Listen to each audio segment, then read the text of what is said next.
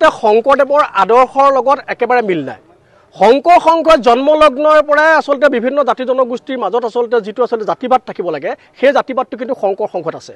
আপোনালোকে লক্ষ্য কৰিব যে শংকৰ সংঘই আচলতে তেওঁলোকৰ জাতিবাদৰ কাৰণে, তেওঁলোকৰ জাত্যাভিমানৰ কাৰণে, তেওঁলোকৰ আচলতে সংকীৰ্ণ মনোভাৱৰ কাৰণে বিগত সময়ত কিন্তু ইলাৰাম দাস নামৰ যিজন ব্যক্তি, যিজনে নেকি শংকৰ সংঘৰ প্ৰতিষ্ঠাত আচলতে বিশেষ ধৰণৰ গুৰুত্বপূৰ্ণ ভূমিকা পালন কৰিছিল, সেই ব্যক্তিজনকো কিন্তু শংকৰ সংঘৰ পৰা আঁতৰি আহিবলৈ বাধ্য কৰালে।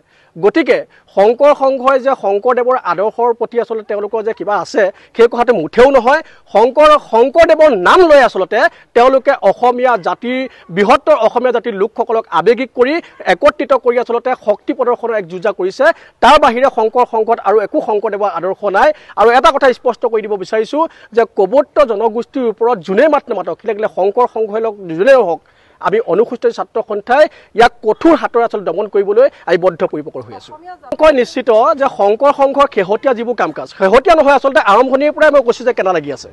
আৰু তেওঁলোকে শেহতীয়াকৈ আচলতে মুকলিভাৱে ফটুৱা জাৰি কৰাৰ দৰে যিবোৰ কাম কাজ, তেওঁলোকে বিভিন্ন জাতি জনগোষ্ঠীৰ আৱেগ অনুভূতিৰ প্ৰতি তেওঁলোকে আচলতে যেনেদৰে ক্ৰিয়াকলাপবিলাক কৰি আহিছে, ফটুৱা জাৰি কৰি আহিছে, ইয়াৰ পৰা এটা কথা স্পষ্ট হয় যে শংকৰ সংঘই অসমীয়া জাতিটোক একত্ৰিত নকৰে, বৰঞ্চ শংকৰ সংঘই অসমীয়া জাতিটোক ভাগ ভাগ কৰি অসমীয়া জাতিটোক নিশকতীয়া কৰিবৰ কাৰণে তেওঁলোকে কিন্তু পণ লৈছে।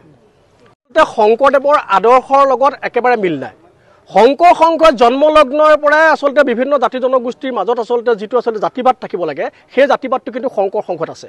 আপোনালোকে লক্ষ্য কৰিব যে শংকৰ সংঘই আচলতে তেওঁলোকৰ জাতিবাদৰ কাৰণে, তেওঁলোকৰ জাত্যাভিমানৰ কাৰণে, তেওঁলোকৰ আচলতে সংকীৰ্ণ মনোভাৱৰ কাৰণে বিগত সময়ত কিন্তু ইলাৰাম দাস নামৰ যিজন ব্যক্তি, যিজনে নেকি শংকৰ সংঘৰ প্ৰতিষ্ঠাত আচলতে বিশেষ ধৰণৰ গুৰুত্বপূৰ্ণ ভূমিকা পালন কৰিছিল, সেই ব্যক্তিজনকো কিন্তু শংকৰ সংঘৰ পৰা আঁতৰি আহিবলৈ বাধ্য কৰালে। গতিকে শংকৰ সংঘই যে শংকৰদেৱৰ আদৰ্শৰ প্ৰতি আচলতে তেওঁলোকৰ যে কিবা আছে সেই কথাটো মুঠেও নহয়। শংকৰদেৱৰ নাম লৈ আচলতে তেওঁলোকে অসমীয়া জাতিৰ, বৃহত্তৰ অসমীয়া জাতিৰ লোকসকলক আৱেগিক কৰি একত্ৰিত কৰি আচলতে শক্তি প্ৰদৰ্শনৰ এক যুঁজা কৰিছে। তাৰ বাহিৰে শংকৰ সংঘত আৰু একো শংকৰদেৱৰ আদৰ্শ নাই। আৰু এটা কথা স্পষ্ট কৰি দিব বিচাৰিছোঁ যে কবৰ্ত জনগোষ্ঠীৰ ওপৰত যোনে মাত নামাতক, লাগিলে শংকৰ সংঘই লওক, যোনেও হওক, আমি অনুসূচিত ছাত্ৰ সন্থাই ইয়াক কঠোৰ হাতৰে আচলতে দমন কৰিবলৈ আমি বদ্ধপৰিকৰ হৈ আছোঁ।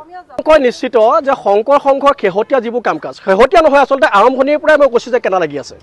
আৰু তেওঁলোকে শেহতীয়াকৈ আচলতে মুকলিভাৱে ফটুৱা জাৰি কৰাৰ দৰে যিবোৰ কাম কাজ, তেওঁলোকে বিভিন্ন জাতি জনগোষ্ঠীৰ আৱেগ অনুভূতিৰ প্ৰতি তেওঁলোকে আচলতে যেনেদৰে ক্ৰিয়াকলাপবিলাক কৰি আহিছে, ফটুৱা জাৰি কৰি আহিছে, ইয়াৰ পৰা এটা কথা স্পষ্ট হয় যে শংকৰ সংঘই অসমীয়া জাতিটোক একত্ৰিত নকৰে, বৰঞ্চ শংকৰ সংঘই অসমীয়া জাতিটোক ভাগ ভাগ কৰি অসমীয়া জাতিটোক নিশকতীয়া কৰিবৰ কাৰণে তেওঁলোকে কিন্তু পণ লৈছে।